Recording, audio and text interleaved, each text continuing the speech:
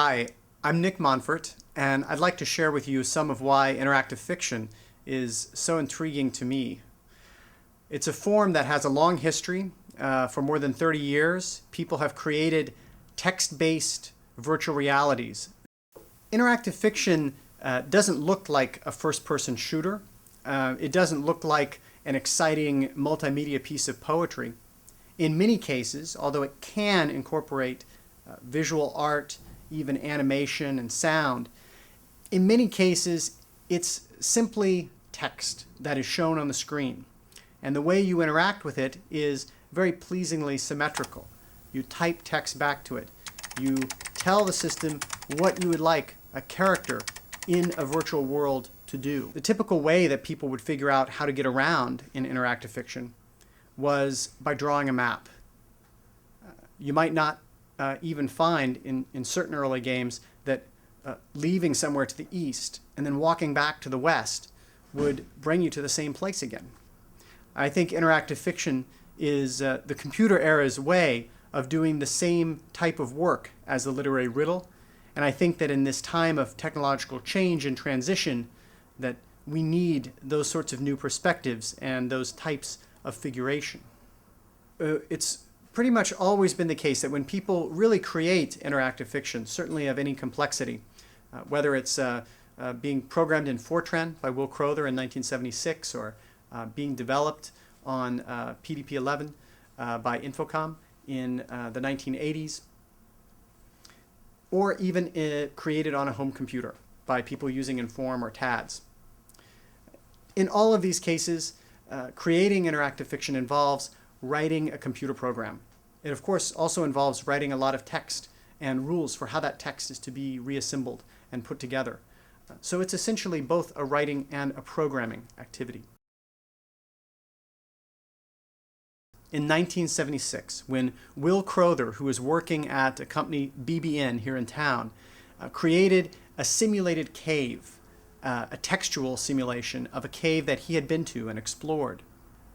This was picked up by Don Woods at Stanford University, and it was expanded into what became the most famous popular early computer game called Adventure, sometimes also called Colossal Cave. Adventure, some people say, set the whole computer industry back by 2 weeks because as soon as anyone had access to it, they had to play it until they'd won. Since that time, people have developed interactive fiction in a variety of directions. Here at MIT, a group of 4 students and researchers created Zork. Zork was a technological advance, and it brought in the character of the thief, the first probably really very interesting character in interactive fiction. Early players of interactive fiction would often not use fancy video terminals, which were difficult to come by in the late 1970s, but would use a teletype or a print terminal, such as the one that I have here, experiencing interactive fiction as ink on paper on a long, continuous scroll. Home computers were a very different context for playing interactive fiction. They ran one program at a time, so when you started interactive fiction, you'd be playing that as your activity. In fact, if you turned one of these computers on without putting in a disk to boot, you'd probably get a text screen that looked a lot like interactive fiction that would allow you to program in BASIC. Infocom and many other companies, starting in the late 1970s and throughout the 1980s, produced interactive fiction as the preeminent form of entertainment software for the computer. That would change as graphics technologies caught up and people began making different sorts of successful graphical games. Infocom and other companies explored way beyond the cave to try to find different literary genres that could work with interactive fiction. After this heyday of the 1980s, you couldn't find it on the store shelves.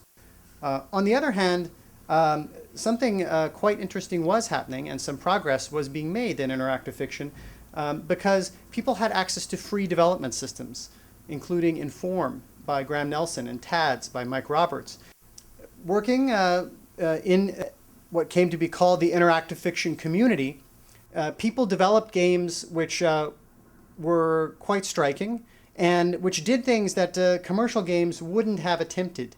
They created confusions of language and code, which connected to some of the code work that people in the electronic literature and digital poetry communities were producing. They produced games that engage with questions of language and madness, a game about completing one's dissertation, and a game that is narrated in a very unusual, orcish way by a character who's trying to retrieve a lost pig from an underground space. The 15th annual Interactive Fiction Competition is set to begin as I speak and is sure to host new narrative and interactive experiments that will be of interest to the IF community and to others worldwide.